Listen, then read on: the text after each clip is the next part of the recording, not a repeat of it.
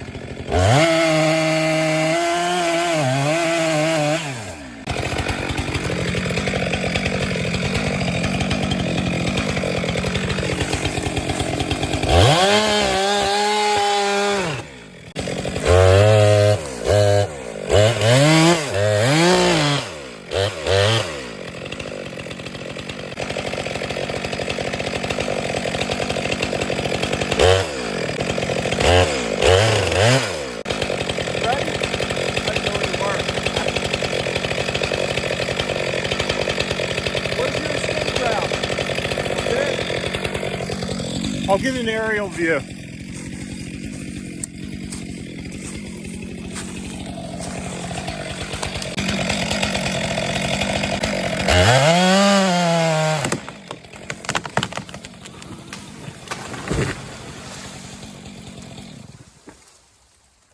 It's in the hole. Well, that damage might have started as a buck scrape, or it might have started as a lightning strike.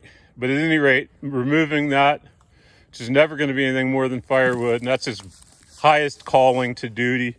It was leaning so hard that I didn't want it to barber chair when I started cutting it. So I plunged it first and then brought it up. And because it's soft, well, soft by Pennsylvania standards, softwood, I left a pretty thick hinge, like 2.5 inches. And then I didn't want to finish the cut on that side because I was afraid with it being so soft on that side, it might explode back on me. So I wanted to finish the cut standing over here because this wood was stronger, that it, in my opinion, was probably less likely to crush my legs if it came down.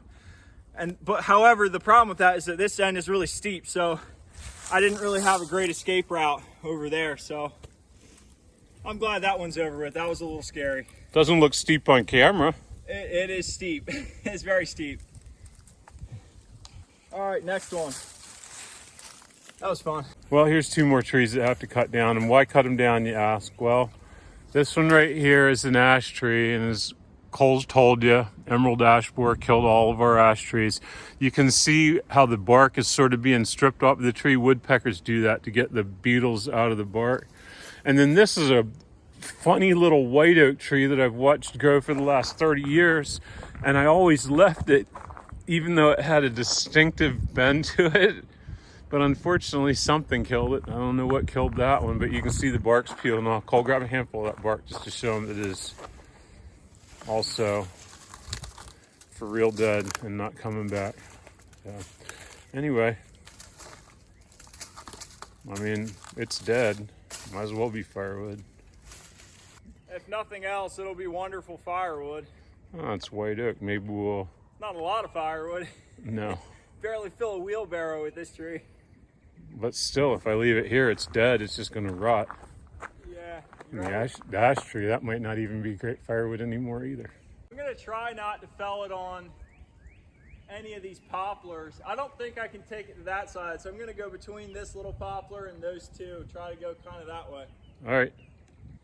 Ready? Let her rip.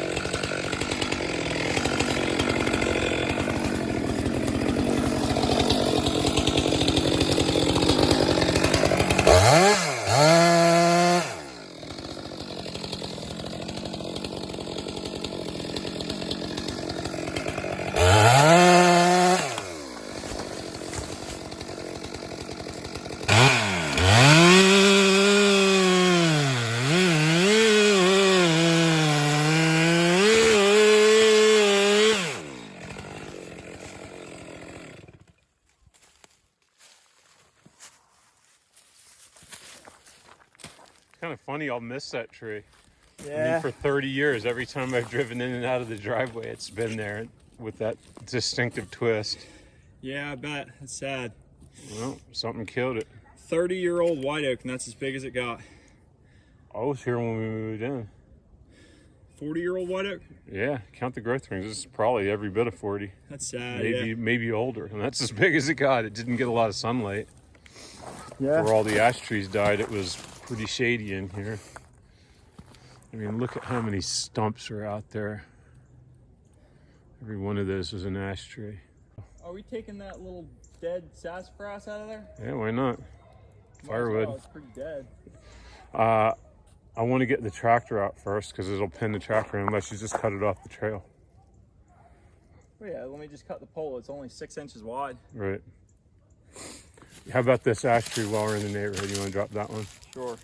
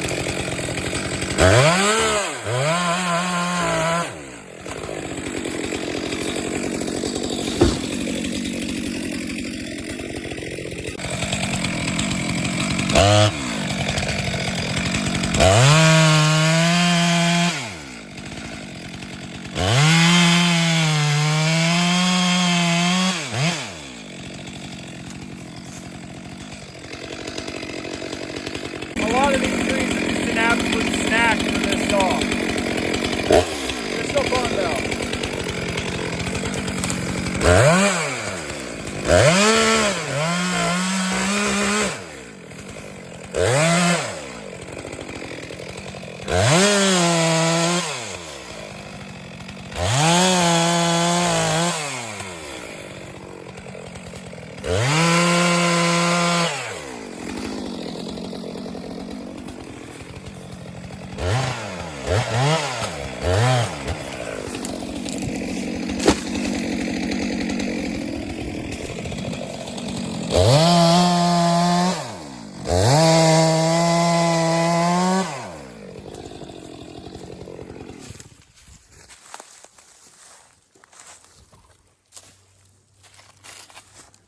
That's a decently old tree right there.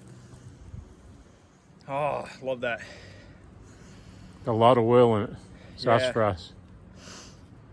It's a wonderful smell. Even as dead as this tree is, it really smells good and it really pops when you burn it. Gives you light. Sassafras, yeah. Some people think that it's not very good lumber. I've heard that, but you have some sassafras in your barn.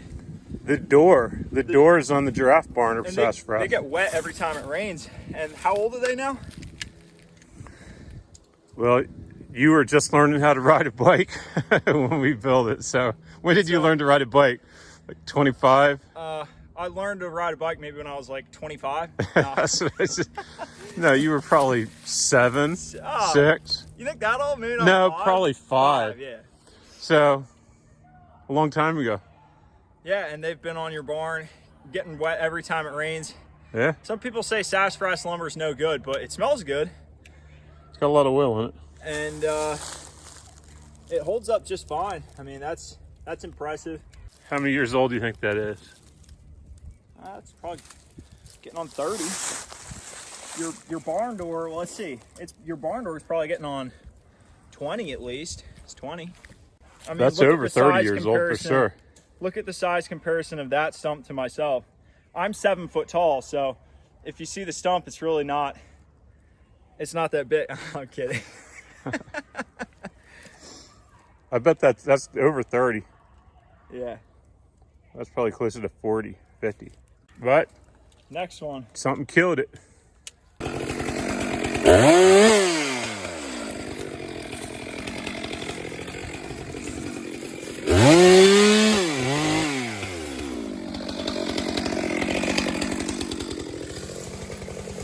All right, let's throw that on the loader.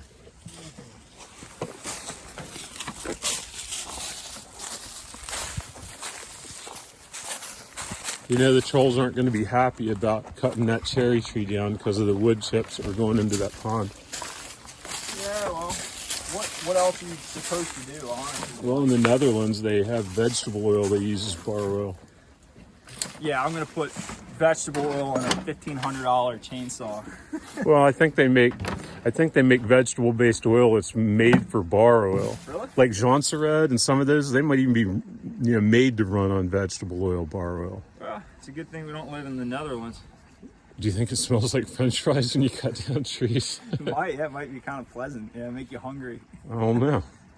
Yeah. Like to get rid of this cherry tree and an order of fries with that? Yeah, can I get cherries with that? Anyway, well, maybe it'll keep the mosquito population down this summer.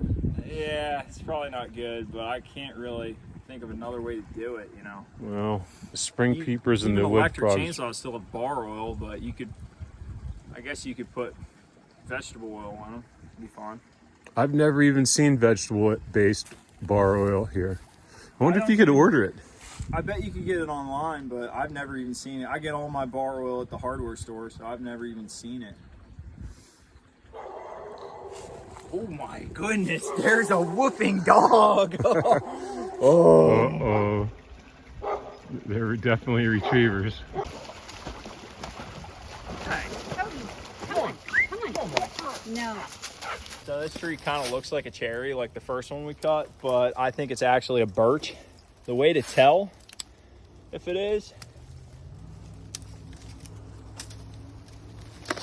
we're gonna cut this tree down anyway. If you take a little branch off it, taste it, it obviously tastes like birch beer. So it's a good way to tell. It doesn't need to be this big of a branch. Cherry doesn't taste like cherries. No. Here, you want to taste it? No, I know what it tastes like. But the reason we're going to take this down is because it's wrapping itself around and competing with this real pretty white oak. And this is called a one-sided release. So we'll take this down, which is never going to amount to anything except for firewood, and release this beautiful little white oak. I got a wood chip in my eye. Ready? It happens. Yeah. One other thing I wanted to show. Hang on. This kind of ugly little tree right here is an American chestnut. Of course, it obviously has the chestnut blight. That only affects the part above the ground, not the roots. So this tree grows up to about 15 or 20 feet and has beautiful American chestnut leaves, and then it dies right back to the ground every so often. And then they've been struggling like this for over 100 years. And they're still here. Dad, you want to move the tractor first so we can take this and then you can push the pole out? Sure. It's too muddy here. We're just taking the tractor out.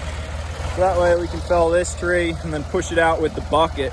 Then we're going to come over and release this white oak from that little birch right next to it. So this tree with the split bark here is a Paulownia. We're gonna take this tree down because it's invasive in Pennsylvania. This tree is valued in the East more than it is here, but it's non-native to Pennsylvania and it's pretty much a weed in this area. So we're gonna take this tree down. Should maybe poison the stump too.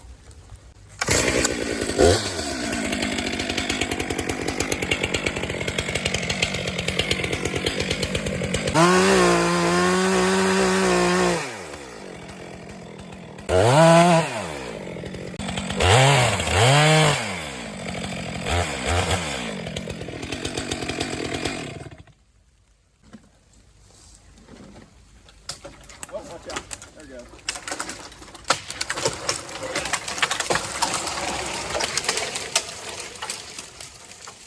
I'll bucket up one. I'm not very good at falling. These trees grow incredibly quickly. Look at the size of those growth rings. That's something about cutting a little tree like this, is even if it's tiny, you still got to respect its holding wood and give it a little bit of holding wood. You don't want to cut through that. Even though you can blow through it with a power saw, you don't want to. It's what, 5? 8. I'd say 8 years old. All right. There are places that plant these specifically for firewood, and then they cut them down, and then they grow right back up off of the stump. Do you want me to bucket, or do you want to leave it whole to push it out with? Oh, it Bucket doesn't. up? No, I'll take care of it. Let's just leave it whole. I'll push it up trail. Okay, But I'll cut the stump off. in the East, the wood is highly praised for carving. In fact, a lot of places, father will plant empress trees like this and then cut them down when their daughters get married for the dowry, and they carve very intricate things out of it, at least according to Michael Durr's Guide to Woody Landscaping Plants.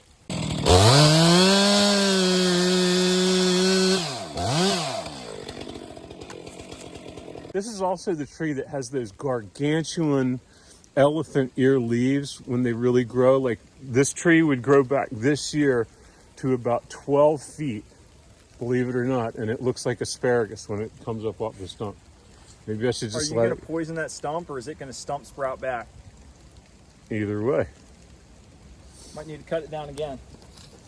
I'll cut it down in 8 years and cut firewood out of it again. I just am afraid. Have you ever seen a Christmas tree that got cut down more than once? Somebody cut it and then it stump sprouted back, and then they cut it again and it stump sprouted back. Seems efficient. That's a renewable resource. Is that upcycling? I guess. Just look at the bark there. The bark tells you everything you need to know. Look how thick the plates are in here. Here you got red oak. It's maybe not a great example, but it's got pointy tips to the leaves. Yep. As opposed to a white oak, which has rounded lobes. Here you got chestnut oak. Mm-hmm. This tree has some gnarly looking branches on it. So film me at a distance here. Yeah.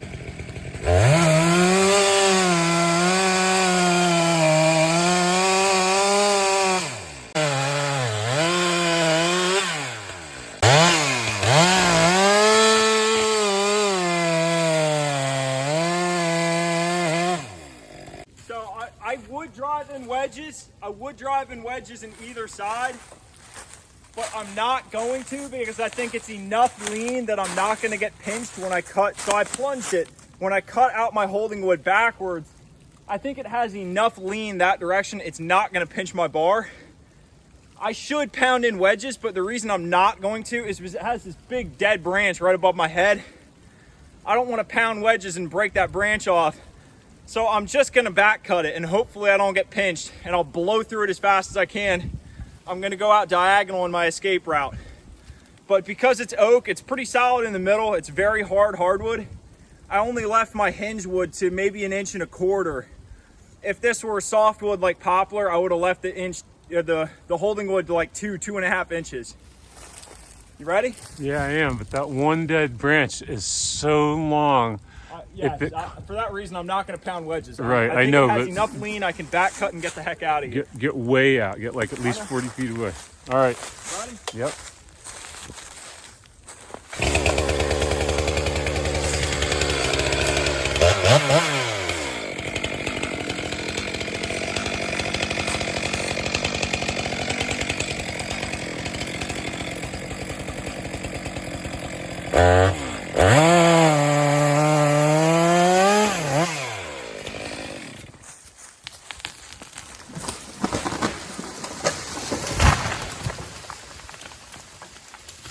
Yep, that's how you do it. Mission success. Good job. All right. Now, how about this little birch? Release this. Oop. The little beach? Yeah, the little beach.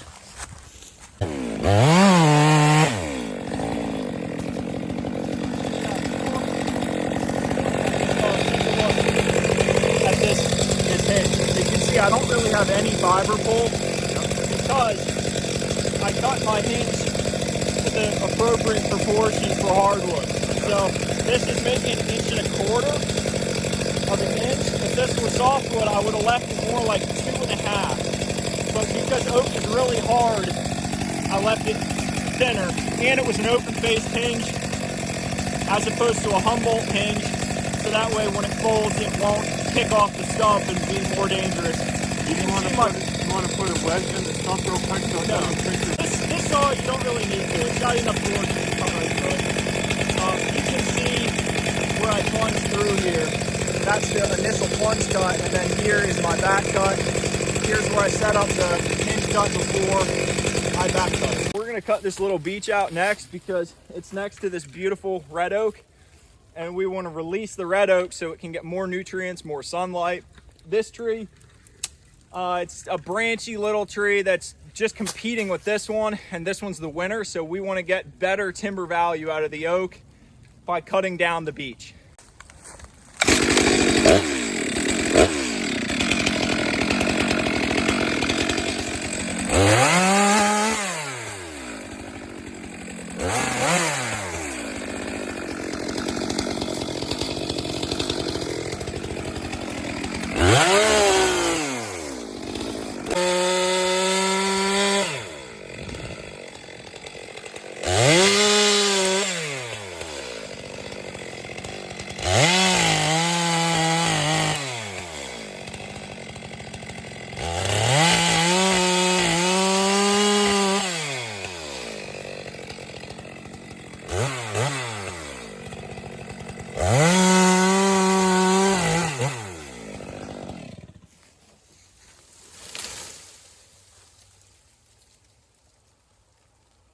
Same thing, cut the stump off.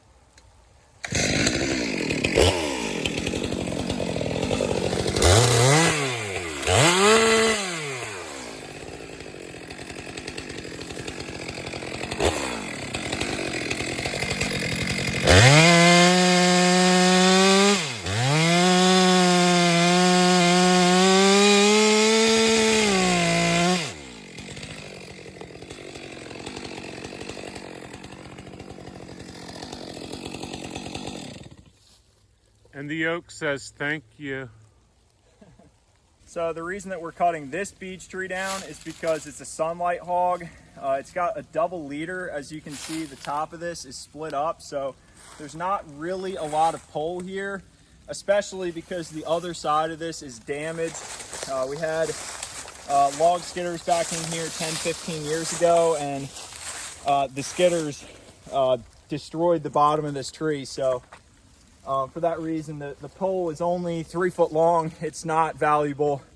At this point, it's firewood, and it's a sunlight hog that's preventing other regrowth trees in this area from growing up to their full potential. So we want to cut this tree down so other younger trees can have their time to shine.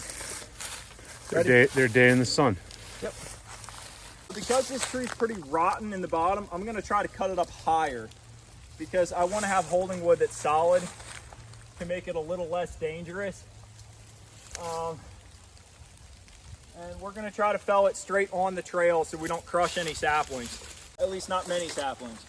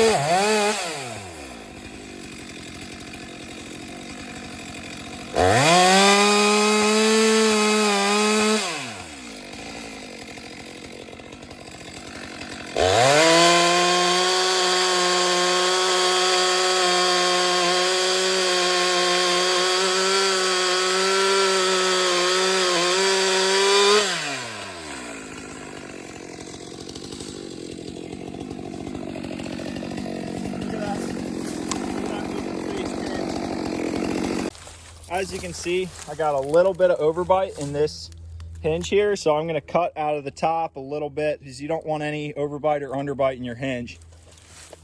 I'm going to cut that out right now.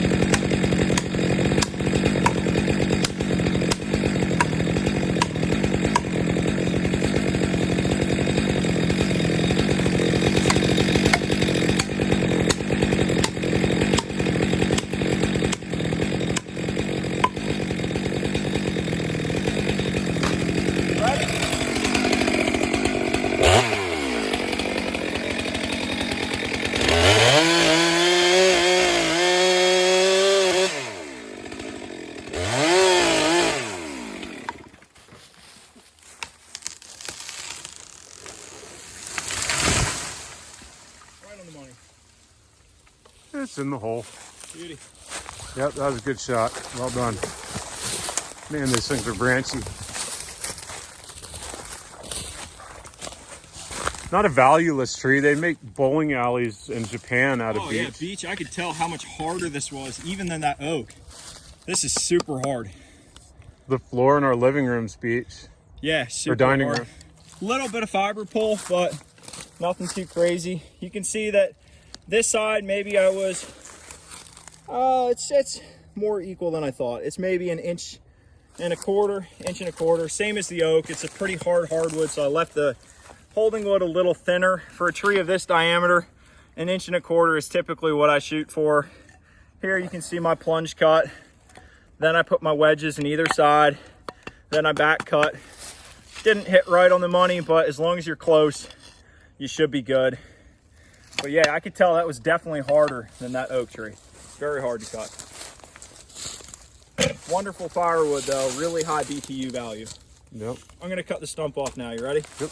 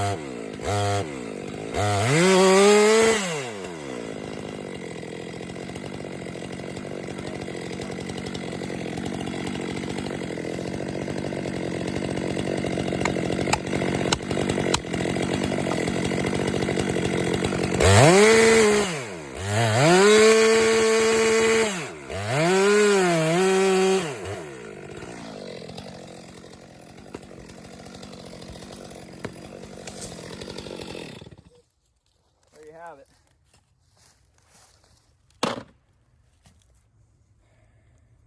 So here, same thing. These are the last two trees we're gonna cut. This one is logging damage again. A careless guy on a log skidder ripped this up at some point about 10-15 years ago. And then this oak tree over here, for whatever reason, it's dead. Could be gypsy moth, it could be something else. What do you think killed that tree? I think it was too sad after the logging. All its friends left and it died. It died. We're gonna cut it down. I don't really know why it died. This tree's never gonna amount to any timber value, so it's gonna be firewood. That tree is dead, but it's wonderful firewood. Oak is great firewood. Looks like chestnut. I thought that might have been egg mass from the former gypsy moth. No, now known as the spongy moth. I'm gonna take this one that way. Right where you're standing. Okay.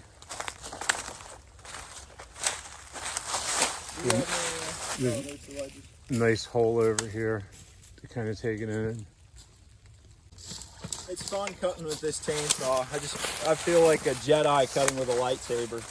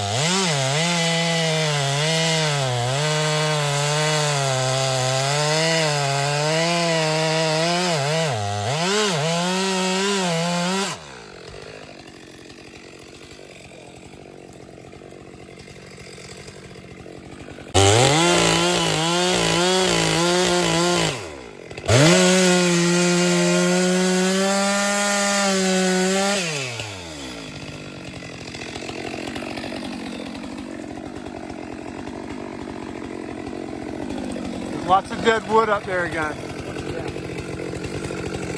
Here, watch out.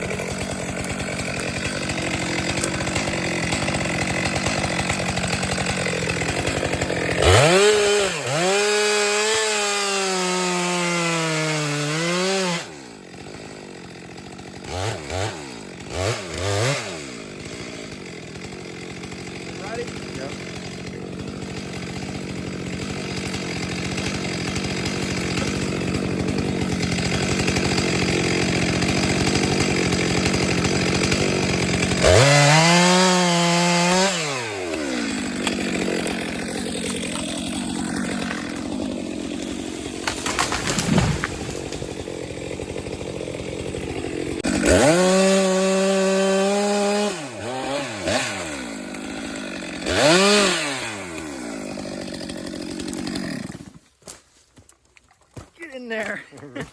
replace your divots. Yeah. They never golfed, I'm but just landscaping. that's it. Replace your divots. Always heard that was good etiquette. As you can see, this cherry tree is incredibly twisted. We got some awesome looking wood grain in here. It's leaning over kind of a vernal pool that drains out in summertime. Sometimes it dries out, sometimes it doesn't, but we're gonna drop it into the pond and then pull it out with a tractor and a chain. Get a close up of this grain here. Watch the bark. Most sincerely dead. Yes, very dead. Once you wrap Still, on it, still pretty hard though. good and solid. Not a very big tree, but a really cool tree. Take a look at that grain down there. This is in southern Pennsylvania.